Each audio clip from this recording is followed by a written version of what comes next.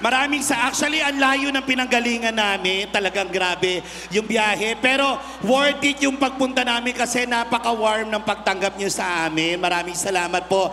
Mamaya, pag uwi ko ng Manila, iinggitin ko si Vice Ganda. Anong sasabihin mo? Sabihin ko, batiin kayo sa Showtime bukas. Wow!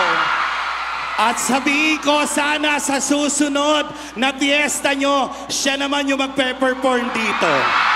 Gusto nyo ba yun? Gusto nyo yun? At nandito ang cellphone ni... Nandito ang cellphone. Tawagin mo. Gusto mo tawagan mo si Vice? Wala akong load eh.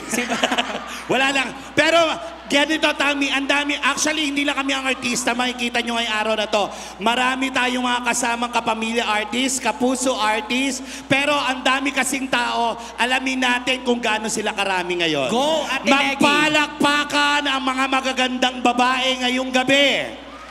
Mga magaganda. Siyempre, ang gaganda. Yes. Mambulenos, di ba? Kita naman natin. Siyempre, no, ganyan kami mga Bicolano, magaganda. O ito naman, magpalakpakan naman ang mga kalalakihan na gwapo tonight! Siyempre, kasama dyan ang ating Vice Mayor. Magpalakpakan yung pinangakuan na may forever pero iniwan.